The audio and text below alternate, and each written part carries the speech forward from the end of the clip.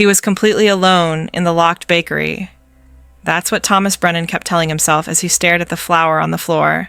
Flour he'd spilled just 3 minutes earlier while carrying a 50-pound bag to the prep counter. But when he returned from the storage room, the white powder told a different story. Bare footprints, child-sized, 5 of them, walking toward the brick wall, fresh, deliberate, impossible. Thomas had worked the midnight shift in this Portland bakery for 17 years. He knew every shadow, every creak, every draft. He'd checked the doors twice that night, dead-bolted from the inside like always. The windows were sealed. No one could have entered, but someone had walked through his prep room while he was gone. Someone small, someone barefoot. Someone who left prints that showed the curve of tiny toes. The impression of a heel, the drag of a foot lifting between steps. The final print stopped 18 inches from the wall, deeper than the others, as if the child had paused there, waiting or searching for something. What Thomas didn't know, what he couldn't have known, was that he'd just uncovered a 74-year-old tragedy. A child who vanished in 1952, a mother who never got answers, and a secret sealed behind bricks that no one was supposed to find. Over the next 4 months, those footprints would appear again and again, always in the same place, always moving toward that wall. And when Thomas finally opened it, what he found would force him to confront a truth more disturbing than any ghost story. If this sounds like something you need to hear, hit that like button and subscribe, because what happened in that bakery is only the beginning, and the answer behind those footprints will stay with you long after this video ends. Thomas Brennan wasn't a superstitious man.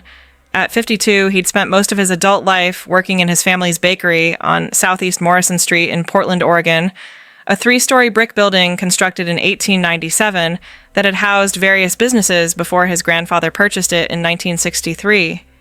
The neighborhood had changed dramatically over the decades, transforming from industrial district to trendy commercial zone, but the bakery remained constant, producing artisan breads and pastries that local restaurants depended on. The midnight shift suited Thomas perfectly. He preferred the solitude, the meditative rhythm of mixing and kneading, the satisfaction of creating something tangible while the rest of the world slept. His routine was precise. Arrive at 11:30 p.m., prep the workstations, begin the first batches by midnight, finish production by 6 a.m. when his morning staff arrived. For 17 years, this schedule had been his anchor, predictable and safe. October 2016 had been unremarkable until that third night. Portland's autumn weather had turned characteristically damp, and Thomas had been working on a large order for a downtown hotel, 200 baguettes needed by morning. The prep room where the incident occurred was located on the ground floor, a rectangular space approximately 30 feet by 20 feet, with exposed brick walls, fluorescent lighting, and commercial-grade equipment arranged along the perimeter.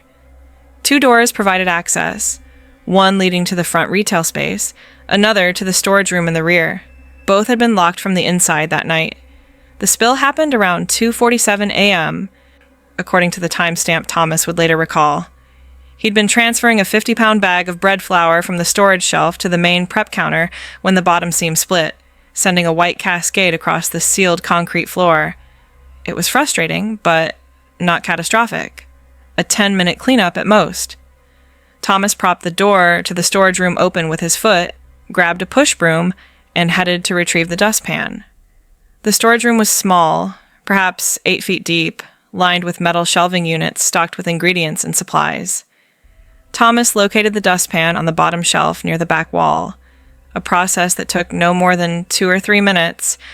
When he returned to the prep room, broom and dustpan in hand, he stopped in the doorway. The flour he'd spilled now contained footprints, not shoe prints, bare feet. Small ones, like a child's, maybe size 2 or 3. They appeared fresh, the flour compressed and displaced in a pattern that clearly showed toes, arches, heels. 5 prints in total, forming a path that began near the center of the spill and moved toward the far brick wall before stopping approximately 18 inches from it. No prints led away. No prints approached from any other direction. Thomas stood motionless, his mind struggling to process what he was seeing. The building was locked. He was alone. He'd been gone less than 3 minutes. The flower had been undisturbed when he left the room. He was certain of that, because he'd been mentally planning the cleanup process, noting how the spill had created an even layer across approximately 15 square feet of floor. His first instinct was rational. Someone must have entered through the front door. But that door was deadbolted from the inside, something he checked obsessively every night after his experience with a break-in attempt 5 years earlier. His second thought, maybe he'd somehow created the prints himself without realizing it. But he wore size 12 work boots, and these prints were tiny, distinct, unmistakably not his own. Thomas approached the prints slowly, kneeling beside them with a growing sense of unease. They were eerily detailed. He could see the impression of individual toes, the curve of the arch, even what appeared to be a slight drag mark where the heel had lifted between steps. The final print, closest to the wall, seemed deeper than the others, as if the person had paused there, shifting their weight. He touched the flower around the prints, feeling its texture, confirming it was the same fine powder he'd spilled. His hand trembled slightly. Thomas wasn't prone to panic, but something about those small, bare footprints in his empty bakery in the middle of the night triggered a primal response he couldn't quite name. He stood and walked to the brick wall where the prints ended, running his hand across the cold surface. The wall was solid, original to the 1897 construction, made of red clay bricks set in traditional running bond pattern. No doors, no openings, no indication that anything behind it had ever existed. Just a wall that had stood for over a century, silent and impenetrable. Thomas checked every corner of the prep room, then the storage area, then the entire ground floor. All windows were locked from inside. All doors secure. No evidence of entry, no rational explanation, just those 5 small footprints in spilled flour leading to nowhere, left by no one. He grabbed his phone and took 7 photographs from different angles, documenting what he'd seen. Then, because he didn't know what else to do, Thomas swept up the flour, disposed of it, and tried to convince himself there had to be a logical answer he simply hadn't considered yet. But deep in his chest, beneath the layers of rationality and routine, something had shifted. Thomas Brennan no longer felt alone in his bakery, and October 3rd was just the beginning. Thomas didn't mention the footprints to anyone for 3 days. He told himself he was being prudent, avoiding embarrassment, waiting to see if anything similar occurred. But truthfully, he was afraid of how it would sound. A middle-aged baker claiming invisible children were walking through his business at night. So he stayed silent, worked his shifts, and paid closer attention to his surroundings than ever before. On October 6th, it happened again. This time, Thomas had deliberately scattered a thin layer of flour across a section of the prep room floor before taking his scheduled break around 3:15 a.m. He wanted to test something, though he wasn't entirely sure what. The scientific method applied to the supernatural. It felt absurd, even as he did it. He left the room, walked to the small break area upstairs, set a timer on his phone for exactly 5 minutes, and waited. When he returned, 2 new prints had appeared. Same size, same bare feet, but positioned differently. These seemed to be walking toward the brick wall from a different angle, as if approaching from the storage room side. The detail was remarkable. He could see the contours of a child's foot so clearly, it seemed impossible that something without physical substance could create such an impression. Thomas documented these prints too, taking careful measurements with a tape measure. Length, approximately 7 inches. Width, at the ball, roughly 2.5 inches. Consistent with a child aged 4 to 6 years old. He made notes in a small journal he'd started keeping, recording the time, date, location, and characteristics of each occurrence. The third incident came on October 9th, but with a variation that genuinely frightened him. Thomas had been working at the main prep counter when he heard something, a soft sound, almost like fabric brushing against wood. He turned quickly, scanning the room, and saw nothing unusual. But when he looked down at the flour-dusted floor near the wall, he'd taken to keeping a permanent light coating there, obsessive documentation overriding his usual cleanliness standards, he saw fresh prints appearing in real time. Not all at once, but sequentially. Left foot, right foot, left foot. Each impression forming gradually, the flour compressing as if under invisible weight, the pattern emerging over the course of perhaps 10 seconds. Thomas watched, paralyzed, as the prints traced their familiar path toward the brick wall, then stopped. The room was completely silent except for his own breathing and the distant hum of the industrial refrigerators. No footsteps, no presence he could detect. Just the evidence of something moving through space that he couldn't see, creating physical impressions without a physical form. Thomas broke his silence the next day, calling his younger sister Rachel, who lived in Seattle. Rachel was a psychologist, rational and grounded, someone he trusted to listen without immediate judgment. He explained what had been happening, carefully laying out the facts, emphasizing the physical evidence he'd documented. Rachel's response was measured. She asked about stress levels, sleep patterns, whether he'd considered carbon monoxide exposure or other environmental factors that might cause hallucinations. Thomas had already checked. He'd purchased a detector after the first incident, and the readings were normal.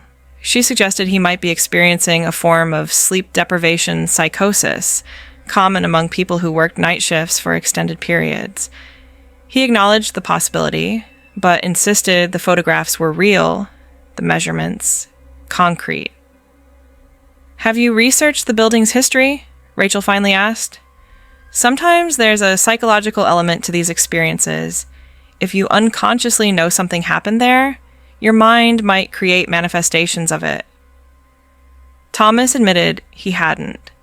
The bakery had been in his family since 1963, and his grandfather had never mentioned anything unusual. But the building itself was much older, and Portland's history was full of forgotten stories, demolished structures, and repurposed spaces. Rachel suggested he start there, approaching the mystery as an investigation rather than a haunting. Facts, instead of fear. That afternoon, Thomas went to the Multnomah County Library and began researching.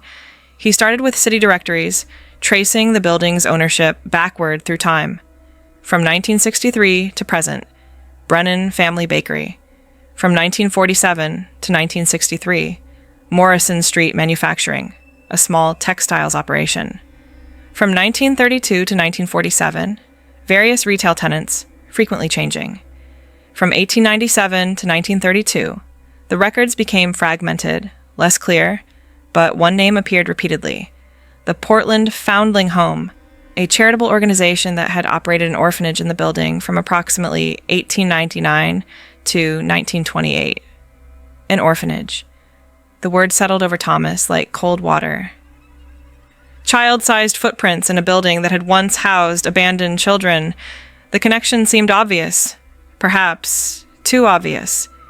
He dug deeper, requesting archived newspapers on microfilm, searching for any mention of the Foundling Home, or incidents that might have occurred there. Most of what he found was mundane: fundraising notices, lists of donors, occasional reports about the organization's charitable work. But on November the 2nd, after hours of searching, Thomas discovered a brief article from the Portland Morning Oregonian, dated August 17th, 1952. The headline was small, buried on page 7. Child missing from former orphanage building. The article explained that a 6-year-old girl named Dorothy Keene had disappeared from the Morrison Street manufacturing facility where her mother worked. The building's history as an orphanage was mentioned in passing, a detail included for context. Dorothy had apparently wandered away from her mother's workstation during the evening shift and couldn't be found, despite an extensive search. The article concluded by noting that police were investigating and asking anyone with information to come forward. Thomas searched for follow-up articles, but found nothing. No resolution, no discovery, no indication that Dorothy Keene had ever been found.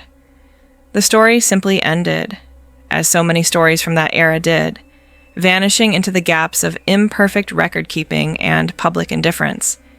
He checked census records, death certificates, missing persons databases, anything that might tell him what happened to Dorothy. The trail was cold. She existed in that single newspaper article and nowhere else, as if she'd disappeared from history as completely as she'd disappeared from that building in 1952. Thomas returned to the bakery that night with a new perspective. The footprints weren't random or meaningless. They were deliberate, consistent, focused on one specific area, the brick wall in the prep room. He measured the distance from the front of the building to that wall, then checked the 1952 floor plan he'd managed to obtain from the city archives. The wall's current position corresponded almost exactly to where a small storage closet had been located during the textile manufacturing period. The implications were disturbing, but Thomas couldn't ignore them. Something had happened to Dorothy Keene in that building, something that left traces, not in police reports or newspapers, but in the flour dust of a modern bakery, manifesting as small, bare footprints that walked toward a wall that might once have been something else. Thomas became obsessed with Dorothy Keene's story.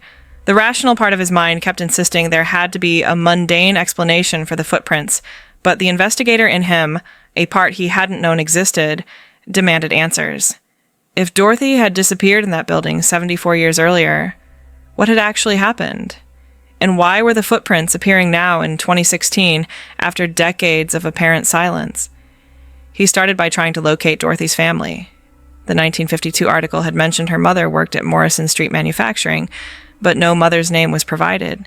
City directories from that period listed dozens of employees at the facility, and without more specific information, Thomas hit another dead end. He tried obituaries, marriage records, anything that might connect Dorothy Keene to living relatives who could provide information about what happened that August day in 1952. Meanwhile, the footprints continued. They appeared roughly every 3 days, always in the same general area, always oriented toward the brick wall. Thomas had developed a system. He kept flour distributed across strategic sections of the prep room floor, checked it methodically throughout each shift, and photographed any new prints immediately. His documentation journal had grown thick with notes, measurements, and observations. On October 23rd, something changed. Thomas arrived for his shift to find the flour he'd left scattered the previous night had been disturbed in a new pattern. Instead of footprints, there were handprints, small palms and fingers pressed flat against the floor, as if someone had been crawling or reaching for something. The prints were positioned near the base of the brick wall, clustered together in what looked like desperate, repetitive movements. The image was haunting. A child on her hands and knees, pressing against a wall, searching for something, reaching for something. Thomas photographed the scene, then sat on the floor nearby, feeling an overwhelming sadness he couldn't quite explain. He wasn't a sentimental man, but the evidence before him told a story of fear or desperation, frozen in time, replaying across decades. He decided to contact a structural engineer, a friend of a friend who owed him a favor. Thomas explained he wanted to know more about the building's construction, specifically whether that particular wall might have been altered or built over something else. The engineer agreed to examine it on November 1st, bringing ground-penetrating radar equipment used for assessing structural integrity. The scan took 40 minutes. The engineer, a woman named Patricia Valdez, was thorough and professional, asking minimal questions about why Thomas wanted this information. The radar revealed what Thomas had begun to suspect. The brick wall wasn't original to the 1897 construction. It had been added later, probably in the early 1950s, based on the construction techniques visible in the scan. Behind it was a void, a space approximately 4 feet deep and 6 feet wide that had been sealed off and incorporated into the newer wall structure. It's not unusual, Patricia explained, studying the radar readout. Buildings this old often have spaces that get closed off during renovations, old chimney chases, defunct elevator shafts, storage areas that become unnecessary. Whatever's back there, it's been sealed for at least 60 years. Thomas asked if the space could be opened without damaging the building's structural integrity. Patricia said it could, but she'd need to file permits and bring in a proper demolition crew. The process would take weeks, maybe months, and cost several $1,000s. She asked again why he wanted it done. Thomas showed her the photographs of the footprints. Patricia studied the images for a long time, her expression unreadable. Finally, she said, "I've worked on buildings all over Portland. I've seen a lot of strange things. I'm not going to ask you what you believe these are, and I won't tell you what I think. But I will tell you this. If something's behind that wall, you might want to know what it is before you open it up. Make sure you're ready for answers." Thomas considered her words carefully. Was he ready? The footprints had become almost routine, a mysterious but consistent presence he'd learned to document and track. Opening the wall would force a conclusion, an ending to the investigation. It would transform speculation into fact. And facts, Thomas was beginning to understand, could be far more disturbing than mysteries. He decided to try one more avenue of research before committing to the expensive and potentially traumatic process of demolishing the wall. Through a connection at the library, he obtained access to the Portland Police Bureau's historical archives, specifically looking for any cold case files related to missing children in the 1950s. The records were incomplete. Many cases from that era had been lost to floods, fires, or simple bureaucratic negligence. But after 2 days of searching, Thomas found a single file folder marked Keene, Dorothy, Missing Person, 1952. The file was thin, containing only 6 pages of typed reports and handwritten notes. But those 6 pages told a story that Thomas found profoundly disturbing. Dorothy Keene had indeed disappeared from Morrison Street Manufacturing on August 16, 1952, during the evening shift when her mother, Margaret Keene, was working as a seamstress. The building had been searched extensively by police and volunteers. Dorothy's trail ended in the facility's storage area, the same general location where Thomas's prep room now existed. One detail in the police report caught Thomas's attention. An officer had noted that a section of the storage area was being renovated at the time of Dorothy's disappearance. Workers were bricking up an old closet space that had become structurally unsound. The report included a sketch of the area, and Thomas's hands began to shake as he recognized the layout. The closet being sealed was in the exact position of his current brick wall. The final page of the file was a handwritten note from the lead investigator dated September 1952. "Mother insists child was in the building. Workers insist no one entered sealed space before completion. No evidence of foul play. Case remains open pending new information." The implication was horrifying but unavoidable. Dorothy Keene had disappeared in the same area where workers were sealing a closet space.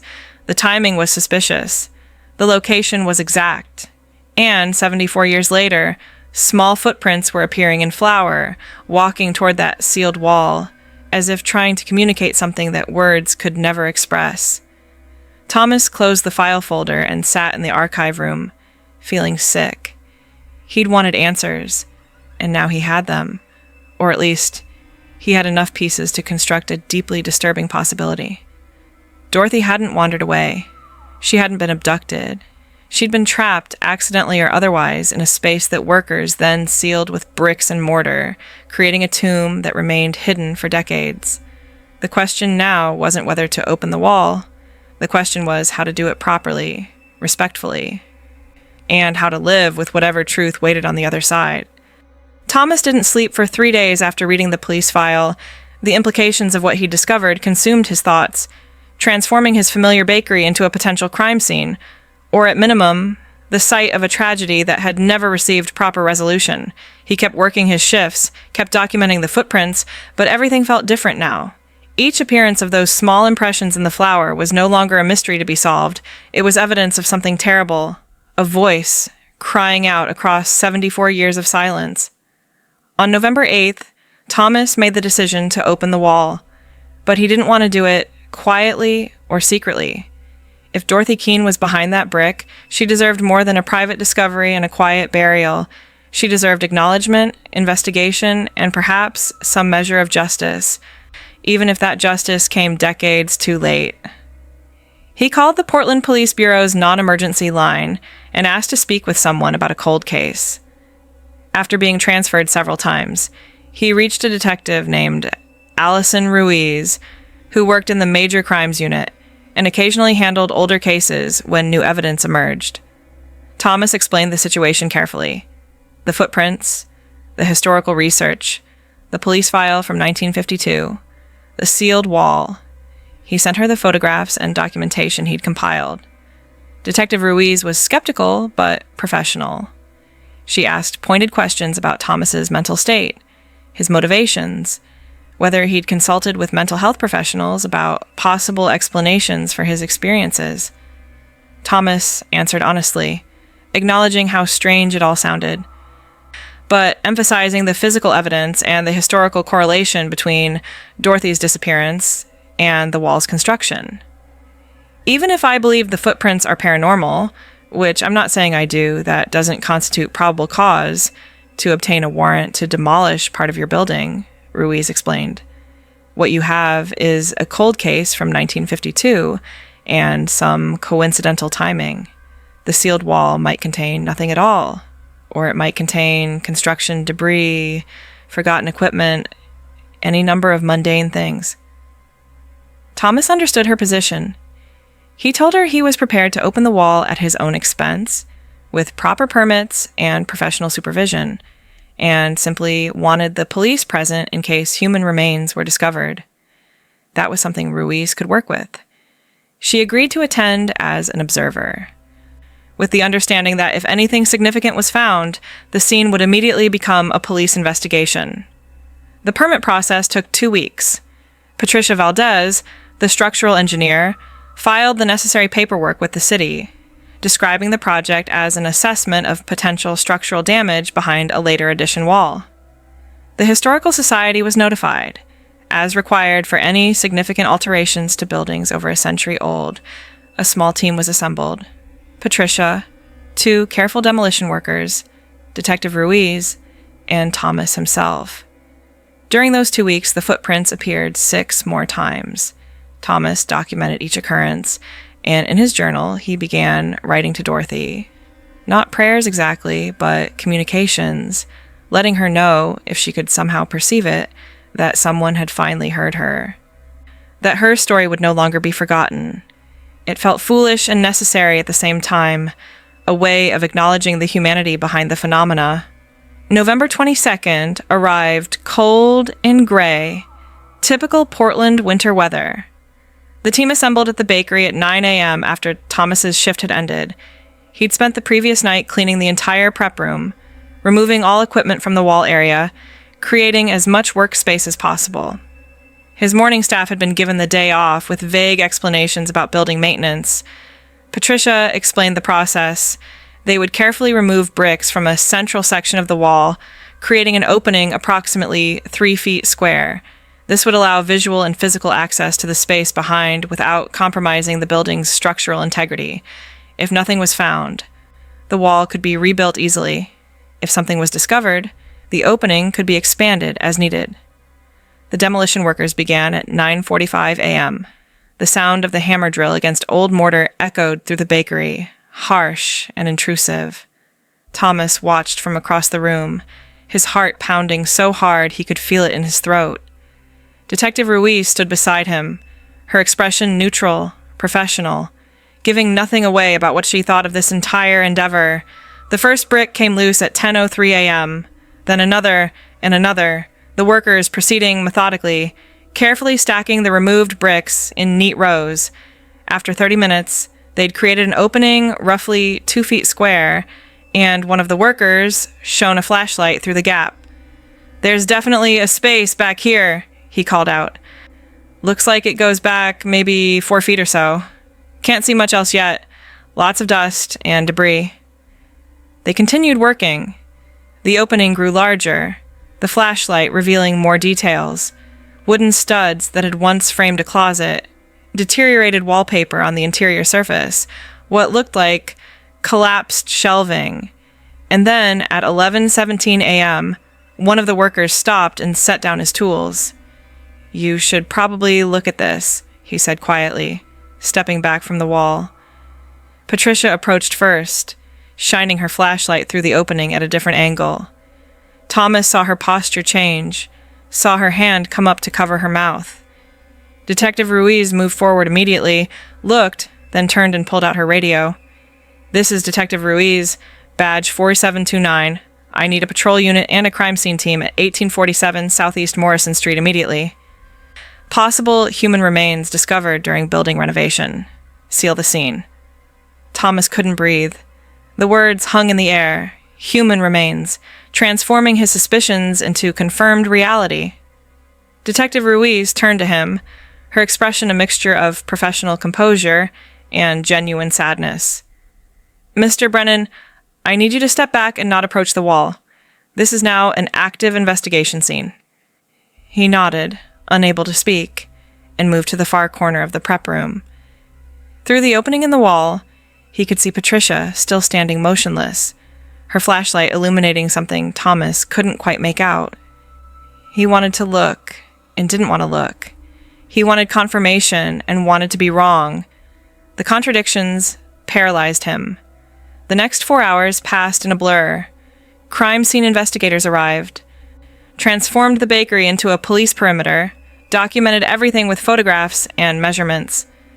The opening in the wall was carefully expanded, and eventually, Thomas was asked to wait upstairs while the recovery process continued.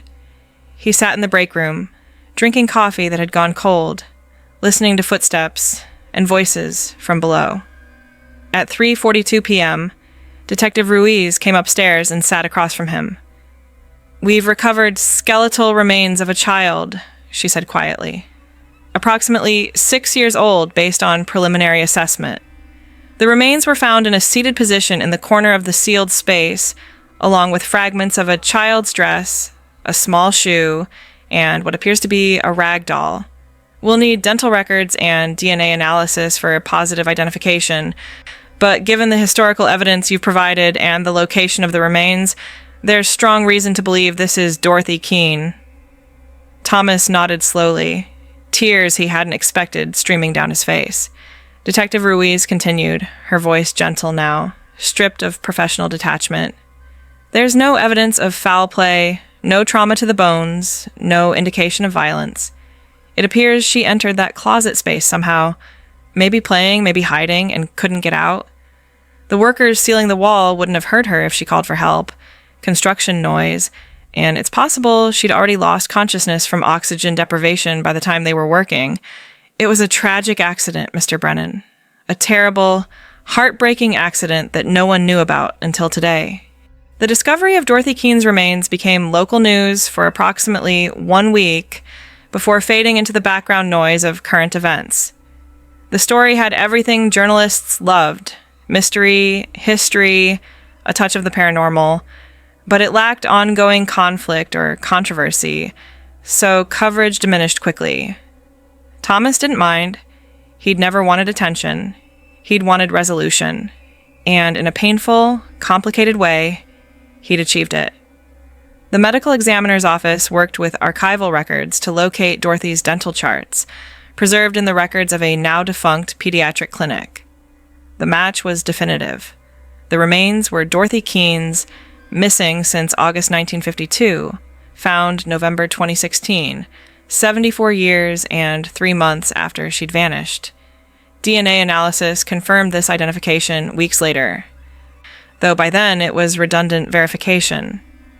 Detective Ruiz's investigation concluded what Thomas had already suspected. Dorothy had likely entered the closet space while her mother was working, perhaps exploring or playing hide-and-seek with herself in the way children do. The door had closed behind her. The police file from 1952 mentioned the closet door had a tendency to stick and couldn't be opened from inside without a handle. Dorothy would have been trapped in darkness, unable to signal for help, while workers outside continued their renovation project, unaware a child was dying just feet away from them. The timeline suggested she'd survived perhaps a day or two before succumbing to dehydration and oxygen deprivation. The workers had completed sealing the wall on August 18th, 2 days after Dorothy's disappearance.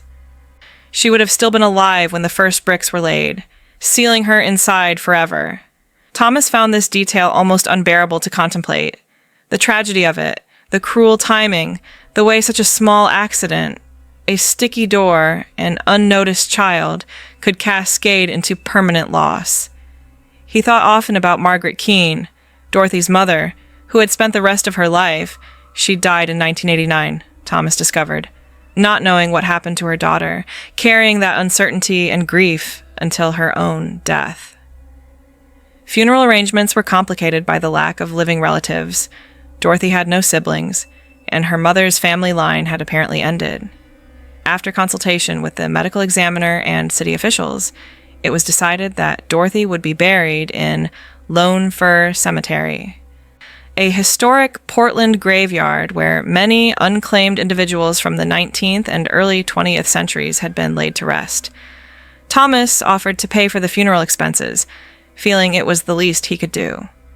The service was held on December 15th, 2016, a gray afternoon with intermittent rain.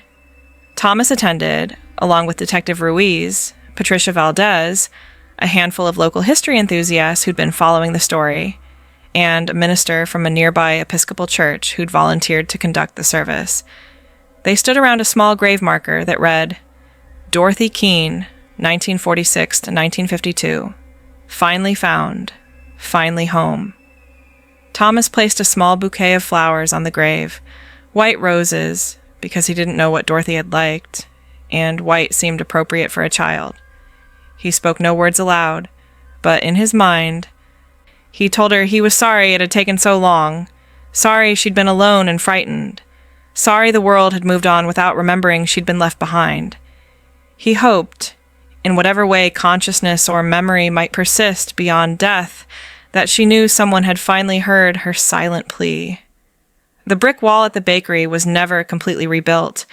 Thomas instead commissioned a local artist to create a memorial installation, a glass panel set into the wall space where Dorothy had been found, backlit with soft illumination, etched with her name and dates. Behind the glass, visible to anyone who stood in the prep room, was a preserved image of one of the flower footprints Thomas had photographed in October, a record of how the past had communicated with the present, how tragedy had found a way to speak across decades of silence. After Dorothy's burial, the footprints stopped appearing. Thomas continued his midnight shifts, continued working in the prep room that now felt both haunted and sacred, and never again saw any evidence of paranormal phenomena. The flower stayed undisturbed. The space remained empty of anything except the baker and his work. Whatever presence had been trying to communicate, whether Dorothy's spirit, some residual energy, or something beyond understanding, seemed satisfied now, content with the knowledge that she'd been found and honored. Thomas wrestled with what he believed. He'd grown up without religion, had never given much thought to questions of souls, or afterlife, or supernatural intervention, but he couldn't deny what he'd experienced, couldn't rationalize away the timing and specificity of those footprints. Something had happened that October night when he'd spilled flour across his prep room floor, something that science couldn't easily explain, something that had led directly to solving a 74-year-old mystery. In the months that followed, Thomas spoke occasionally with paranormal researchers and journalists who wanted to document his experience. He was always careful in these conversations, never claiming certainty about what the footprints represented, never asserting they were definitively supernatural. "I saw what I saw," he would say. "The footprints appeared. I followed the evidence. Dorothy was found. I don't know what it means beyond that, and I'm comfortable with not knowing." 2 years have passed since Dorothy Keene was laid to rest in Lone Fir Cemetery. Thomas Brennan still works the midnight shift at his family's bakery, still arrives at 11:30 p.m. and begins production by midnight, still finds satisfaction in the solitary ritual of creating bread while Portland sleeps. But the experience changed him in ways both subtle and profound.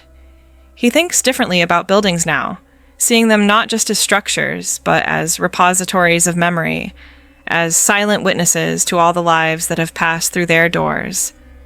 The bakery is no longer just a workplace. It's a space where Dorothy Keene spent her final, terrified hours, where Margaret Keene worked and lost her daughter, where generations of people have lived and suffered and celebrated and forgotten. History isn't abstract when you understand that it's layered beneath your feet, sealed behind your walls, waiting to be acknowledged.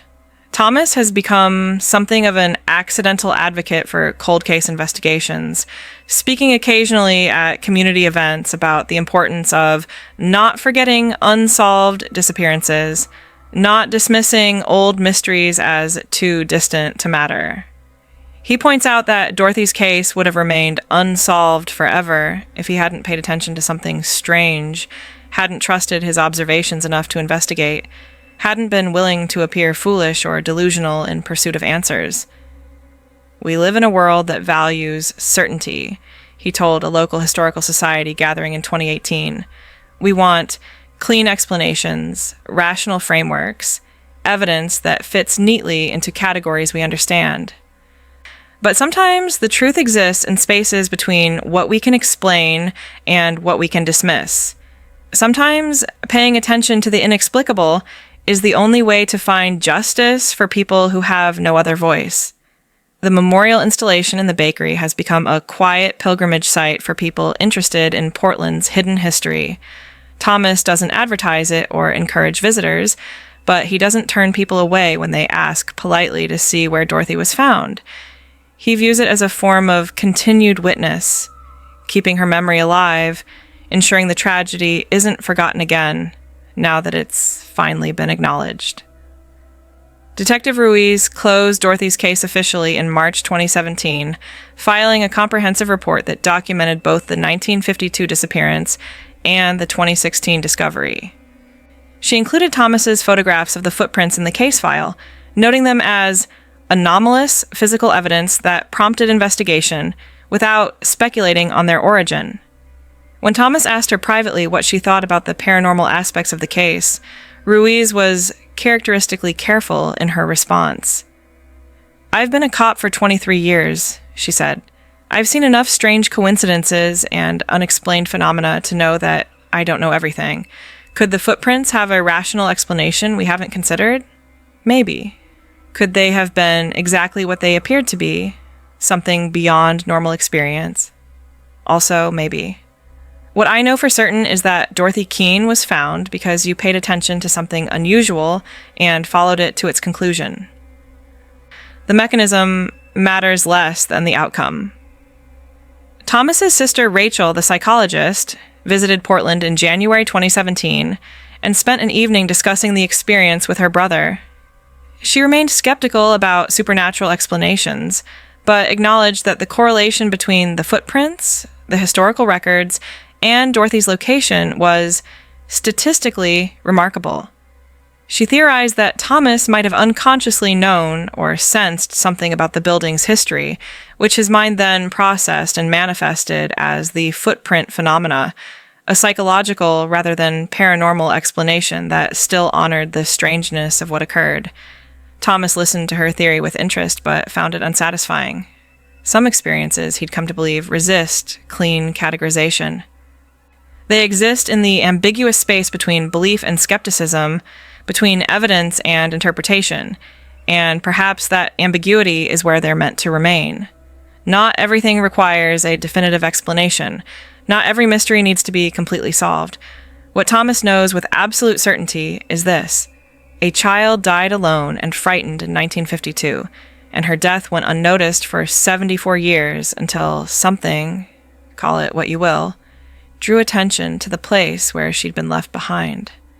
Whether that something was Dorothy's spirit, some residual energy imprinted on the location, random chance that his mind shaped into patterns, or a phenomenon science hasn't yet learned to measure, doesn't ultimately matter as much as the result. Dorothy was found. Her story was told. Her life and death were acknowledged and honored. On quiet nights, when Thomas works alone in the prep room, He sometimes pauses and looks at the memorial installation, at the preserved image of those small footprints in flour.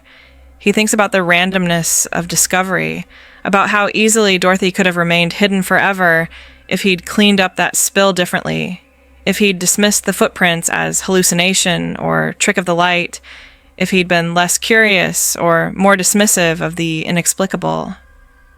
"Thank you," he sometimes whispers to the empty room, not certain who or what he's thanking, knowing only that gratitude feels appropriate for the strange gift he received, the opportunity to give a forgotten child a place in history, a grave with her name on it, a story that would be remembered instead of lost. The bakery continues its work, producing bread for Portland's restaurants and shops, maintaining the rhythms of commerce that have sustained it for decades. But beneath the routine, woven into the building's fabric, is a different story now, one of tragedy and mystery, of inexplicable phenomena and determined investigation, of a baker who spilled flour at midnight and discovered that sometimes the past refuses to stay silent, that sometimes the forgotten find ways to speak, and that listening to those voices, however strange or frightening, is one of the most human things we can do.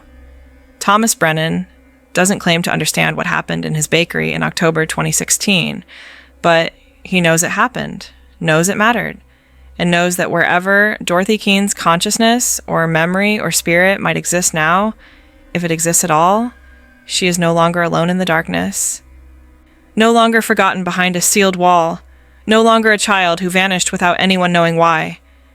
The footprints in the flour have vanished, dissolved back into whatever mysterious realm they emerged from.